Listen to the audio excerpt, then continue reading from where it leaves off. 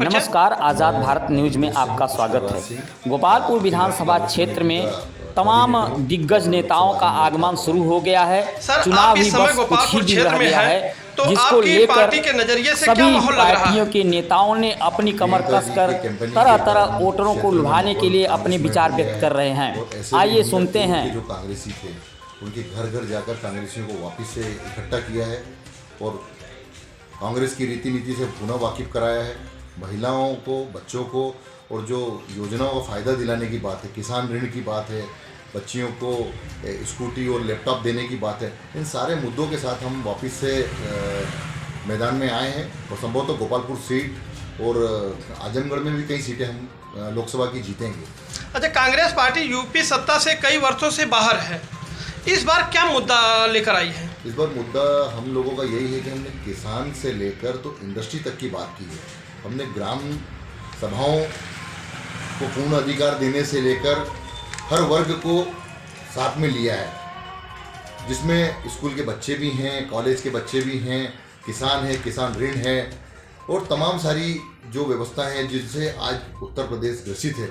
अभी मैंने विधानसभा गोपालपुर, सगड़ी, मुर्शिदाबाद और कई जगह दौरे किए। उनमें कई जगह ऐसा मुझे प्रतीत हुआ और जानकारी भी मिली कि जो गरीब के खाते का अनाज आता है, पता है 5 किलो अनाज एक व्यक्ति के नाम से होता है, वो उसको 1 किलो कम काट के दिया जाता है और कहीं कहीं जगह 2-2 किलो कम काट के दिया जाता है। इन सारे मुद्दों को बच्चों ने बताया मुझे कि हम लोगों की स्कॉलरशिप जो है हमें 4500 रुपये मिलती है, टोटल 7000 है, लेकिन अभी 4500 की किस्त मिली।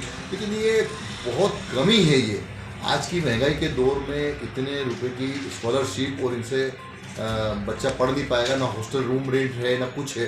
तो इन सारे मुद्दों को हमने अपने मैनिफेस्टो में भी शामिल किया है कि हम बच्चे को निःशुल्क व्यवस्था कराएंगे और बच्चियों को स्कूल बस की फ्री व्यवस्था होगी और महिलाओं को भी फ्री व्यवस्था होगी बसों की। ये सारे मुद्दे जो हैं वो लेकर हम आए हैं। विपक्षी पार्टी जैसे आरोप लगाती है कि 70 वर्षों में केवल कांग्रेस देश को बर्बाद किया है, इस पर आप क्या कहेंगे?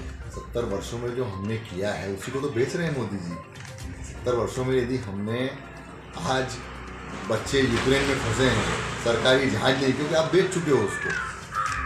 आज एयर इंडिया, इंडिगो और सेना के जहाज़ों का यूज हो रहा है। तो कहीं ना कहीं आज हमारे पास हमारी व्यवस्था नहीं है ना, इसलिए हम लोगों के ऊपर आश्रित हैं। तो यदि हमने कुछ नहीं किया होता तो आप ये सारी चीज़ें कहाँ से बेच लेते? आज तमाम एयरपोर्टों पे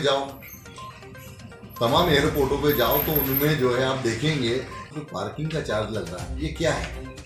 ये आम लोगों के साथ एक ठगी है। अब इसी तरह से रेलवे की बात हो रही है। अब रेलवे के माल ढुलाई के अडानी और अंबानी को काम दे दिए गए, एयरपोर्ट अडानी और अंबानी को दे दिए गए। इसी तरह से कई सारी चीज़ों को प्राइवेटाइजेशन जो किया जा रहा है, उसमें आने वाले समय में ये देश के लिए बहुत घातक साबित होगा।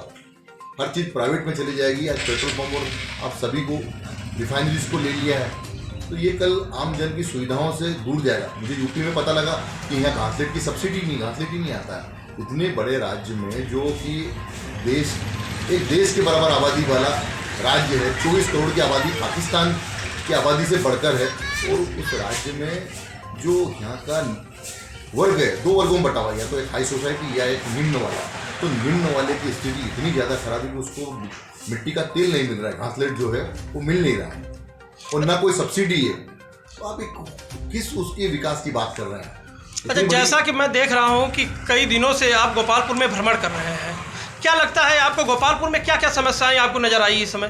गोपालपुर में समस्याओं का अंबार लगा हुआ है। स्कूली शिक्षा को ले लें, ग्राम क्षेत्र से मुख्य मार्ग पर आने के लिए सड़कें नहीं हैं, बच्चों को मिड डे मील का अभाव है, वो भी नहीं मिल रहा है, बच्चियों को पूर्ण रूप से साइकिल वितरण नहीं हुआ है, शासकीय जो साइकिल वितरण होता है वो भी नहीं हुआ है। तो बच्चियां पैदल गांव से स्कूल तक पहुंच रही हैं। हॉस्पिटल की सुविधा नहीं, गांव कहीं झोला छाप डॉक्टर बैठे हुए जिनके पास ना डिग्री है। मैंने कई लोगों को देखा कि जिनके पास कोई डिग्री नहीं, मेडिकल स्टोर तक लेके बैठ गए हैं और दवाखाने खोल के बैठ गए। तो हम गोपालपुर के लिए सोच रहे हैं कि बड़ा हॉस्पिटल बनाएं और बड़े हॉस्पिटल के साथ वहाँ की छोटी व्यवस्थाओं को भी साथ में उसमें जोड़ें, छोटी डिस्पेंसरियों का भी उन्नयन करें। इसके अलावा मुख्य मार्ग से ग्राम मार्ग की जो सड़कें, इनका जाल बिछाना है, क्योंकि गांव से कस्बा और कस्बा से जिले तक का मार्ग जब सुगम होगा तो हमारे लोग आसानी से वहाँ पहुँच पाएंगे।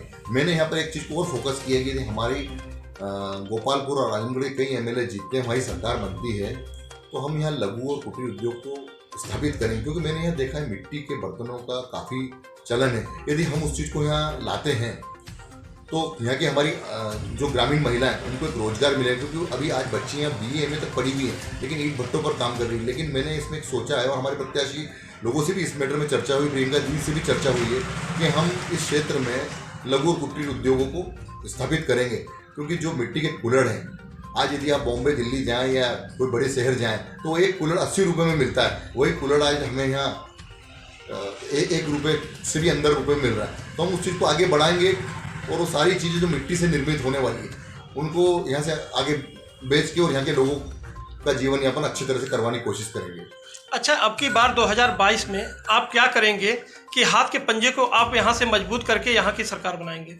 हमने यहाँ के ग्रामीण क्षेत्रों में हर गांव कस्बे में घूम कर लोगों को मोटिवेट किया, जिसमें महिलाएं भरपूर हैं। महिलाओं ने इन चीज़ों को समझा क्योंकि उनके मौलिक अधिकारों का हनन हो रहा था। हमने उन्हें अपने मैनिफेस्टो में शामिल किया। आज हमारी पार्टी ने 40% टिकट दी हैं उन लोगों को, और इसके अलावा जो है सारी जो योजनाएं हम लोगों ने क्रियान्वित कराने के लिए हैं, क्योंकि सरकार में आएंगे तो सारी चीज़ें क्रियान्वित होगी और एक अच्छा माहौल बनेगा। जो यूपी में गुंडा राज का जो नाम से जो मशहूर हो गया था उसका धब्बा दूर करेंगे और यूपी को वापस उन्नयन राज्य के रूप में लाएंगे। सर, मेरा लास्ट सवाल है कि गोपालपुर जनता के लिए आप अब की बार क्या संदेश देना चाहेंगे? गोपालपुर की जनता को मैं यही कहना चाहूँगा कि जातिगत आधार को छोड़ें और जो आपके विकास के लिए खड़ा है आप उसका पूर्ण रूप से सहयोग करें, उसे जिताएं, हाथ के पंजे पर बटन दबाएं और उसे विजयी बनाएं।